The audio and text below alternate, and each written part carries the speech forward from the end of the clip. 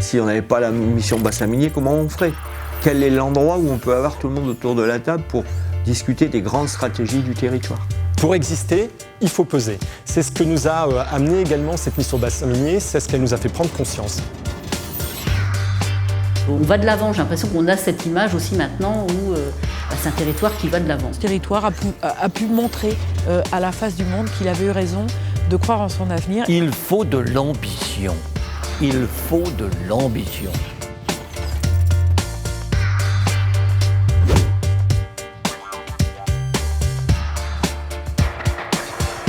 Parce que les besoins sont lourds et urgents, on a donc créé une structure spécifique pour coordonner les projets, aider techniquement les collectivités, une sorte de super agence d'urbanisme, c'est la mission bassin minier.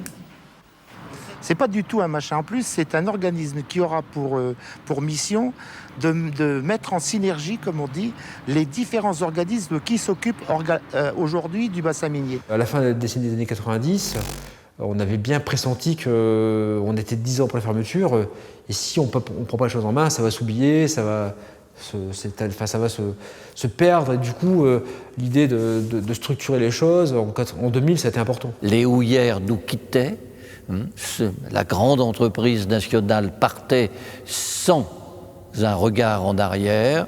Il fallait donc innover. L'arrivée de la mission bassin minier au XXIe siècle, finalement, nous a permis de tourner plus rapidement cette page. La conférence permanente du bassin minier qui produit un livre avec un certain nombre de chantiers, et dans ces chantiers, il y a une question qui touche à la relation avec la métropole lilloise.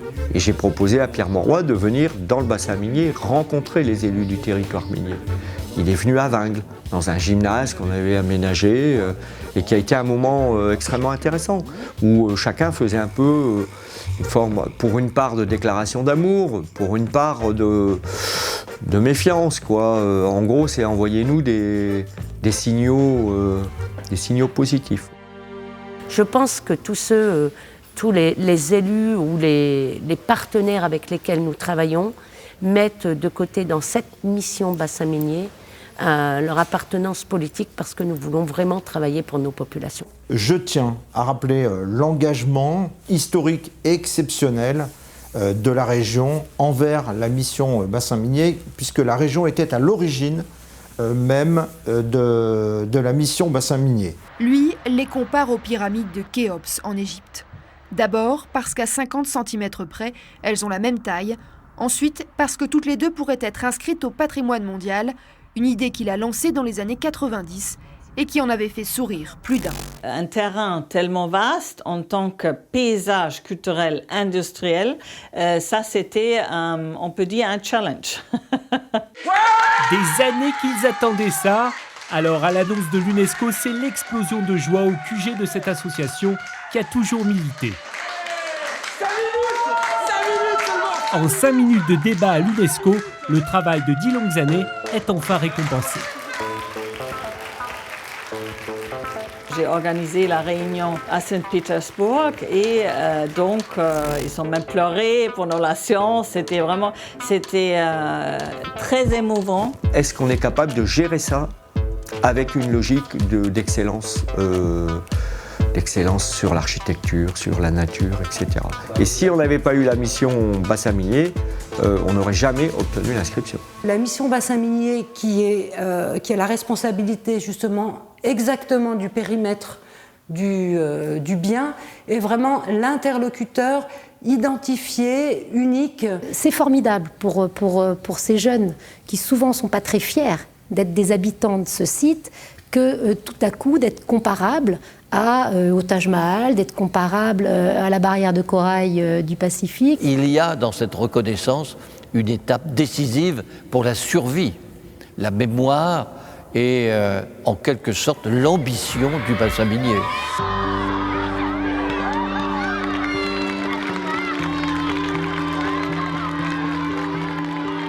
Le Louvre-Lens, c'est pareil. Est-ce qu'on aurait cru que le Louvre, le plus grand musée du monde, faire un Louvre-Lens?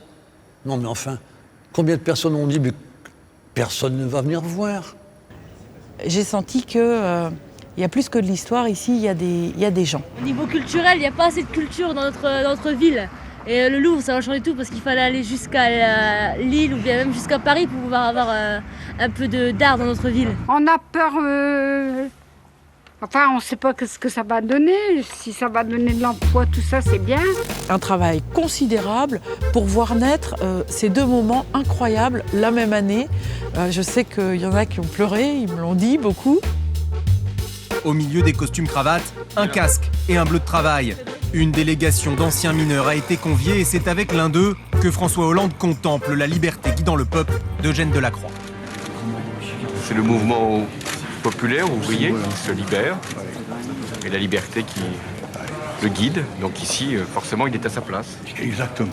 S'il n'y avait pas eu la mission bassin minier, s'il n'y avait pas eu le Louvre-Lens, probablement des choses aussi importantes que le contrat pour le renouveau du bassin minier qui a été signé par l'État n'auraient pas eu lieu, hein, ne seraient pas en place. Donc c'est vraiment des moments pour moi très importants que par le patrimoine et par la culture, et ben, finalement on arrive à faire bouger un territoire qui était dans une situation très compliquée. Il faut que l'intelligence territoriale collective se manifeste.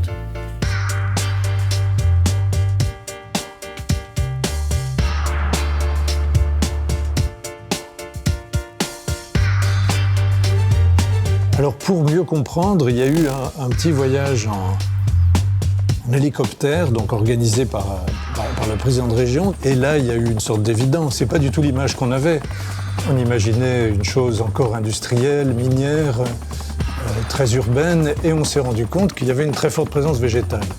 Ce sont toutes ces friches qui ont été aménagées, qui ont été plantées, qui sont devenues des parcs. Il y a 25 ans, il y avait ici un terri et des chevalements. Aujourd'hui, cette friche minière est devenue un parc de nature et de loisirs. Ce site ici est très fréquenté par les gens de l'agglomération lilloise. C'est un très bon exemple de coopération entre le bassin minier et la métropole lilloise. Les vélos à assistance électrique et tous les circuits qui sont proposés aux habitants, ça marche très fort, ça marche très bien. Ça permet et ça permettra aussi de changer l'identité de notre territoire ou la vision qu'ont les gens de l'extérieur du territoire du bassin minier. Aujourd'hui, on vient de la métropole lilloise pour venir faire des activités sportives vertes.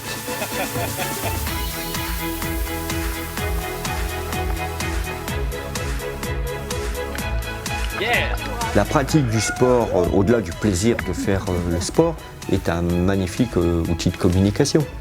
Donc le raid bassin minier a permis d'explorer des tas de sites, a permis de dialoguer avec les communes. Le trail des pyramides noires qu'a monté la mission est quelque chose de génial. Les premiers coureurs qui arrivent, qui peuvent traverser la galerie du temps, c'est des images superbes. Je pense qu'on doit être très modeste et laisser vraiment la place à un développement naturel très fort. 4000 hectares de nature dans une région comme ça, c'est un cadeau pour l'avenir.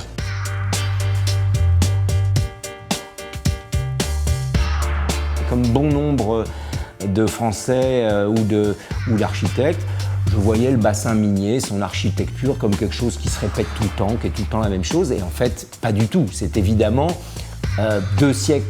plus de 2 siècles d'histoire, des variétés selon les territoires, selon les modes constructifs, selon les types de bâtiments. C'est extraordinaire. C'est même pas comparable au logement social classique qu'on a construit dans des tours et des bars à la périphérie des grandes villes. C'est juste un patrimoine exceptionnel. Et tout l'enjeu pour les années à venir, c'est de faire de ces territoires et de ces cités des lieux qui sont désirables. Ça, on est bien content parce que vous savez, quand on allait au water là-bas, au bout, et puis se baigner dans la buanderie.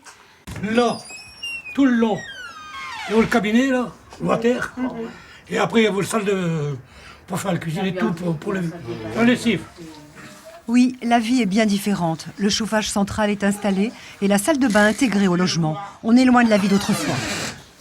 Il y a eu au début une sorte de difficulté de communication et de travail ensemble entre la mission bassin minier et l'opérateur très pratico-pratique, très opérationnel, qui était la Soginorpa et qui est maintenant Maison et Cité. Mais d'abord, on a appris à se connaître et à travailler ensemble et à comprendre nos complémentarités. Quand il y a un projet, par exemple, qui va venir s'installer, on sait que la mission bassin minier pourra apporter la connaissance, la documentation, l'expertise et l'accompagnement. La mission n'est pas une ingénierie singulière, car elle est par ailleurs le garde-fou, en tout cas, de la préservation du patrimoine minier. Préserver ce patrimoine, c'est stimuler notre ADN. Ils avaient fait ce boulot fabuleux de requalification des fameuses cités pilotes. On a visité des belles opérations qui ont forcément immédiatement convaincu les maires des communes avec lesquelles j'allais travailler. Une nouvelle étape s'est construite avec l'engagement pour le renouveau du bassin minier. Je suis surtout dans la volonté d'apporter la solidarité aux territoires qui doivent bénéficier du concours de l'État pour pouvoir organiser leur développement. Ça va être vraiment une vraie révolution pour l'ensemble des habitants. Là encore, nous ce qu'on souhaite, ce sont des rénovations exemplaires pour aussi montrer aux habitants qu'à un moment donné, la puissance publique, l'État, les collectivités locales réinvestissent dans ces quartiers. Avec un logement qui soit évidemment décent, mais avec des espaces publics et des services publics qui puissent assurer l'égalité de nos populations. Cette nouvelle étape, elle rythme le retour du territoire à finalement la sortie d'un état d'exception. D'abord 2 mots sur le rôle historique, en tout cas de l'EPF, pour réhabiliter des sites ou des éléments constitutifs du patrimoine minier, dont la plupart sont aujourd'hui inscrits au patrimoine mondial UNESCO. Réussir à rassembler autour d'eux l'ensemble des 5 grands sites de la mémoire, c'est quelque chose d'essentiel.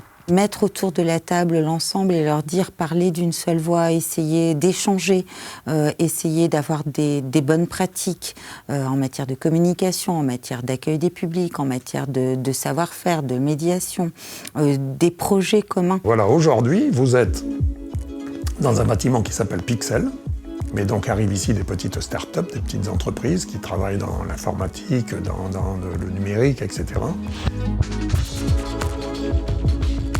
Quand on vendait ce projet, vendait entre guillemets, on disait qu'il fallait le tourner autour de l'image. Déjà là, on avait le soutien de la mission du bassin minier, qui elle veillait à cette époque à ce qu'on ne fasse pas la même chose sur chacun des grands sites de la mémoire.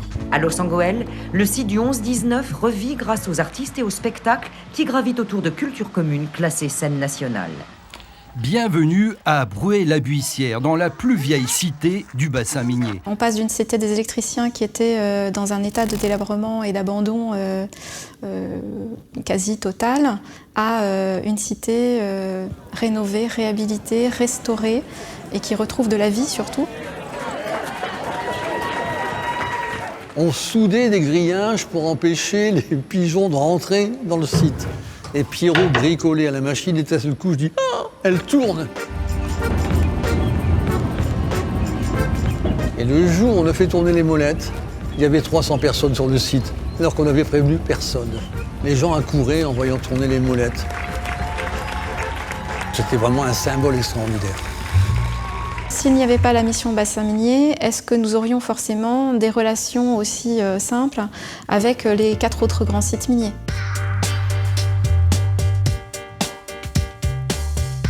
J'espère que la mission n'existera plus dans 20 ans. Mais si cette mission n'existait plus, c'est que nous aurions fini le travail. Et nous ne l'avons toujours pas fini.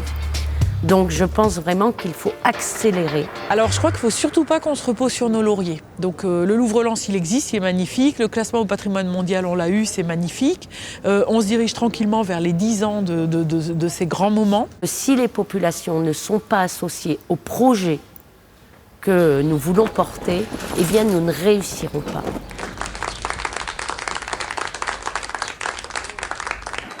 On s'est reconnus, nous, tout de suite, en tant qu'entreprise du territoire. Les clients chez qui on va livrer, c'est quoi, bassin minier, patrimoine mondial, pour qu'il y ait un échange et qu'eux, ils deviennent eux-mêmes ambassadeurs, en fait. On a maintenant un gros travail de formation à engager. Alors on a beaucoup d'organes pour ça, de la formation continue académique à destination des enseignants, à la formation des cadres, en particulier des chefs d'établissement, en passant par des formations conjointes avec les autres services de l'État, par le biais de la DRAC, à destination du public de la culture comme du public de l'éducation nationale. la mission bassin minier, patrimoine mondial, intéresse aussi nos amis chinois.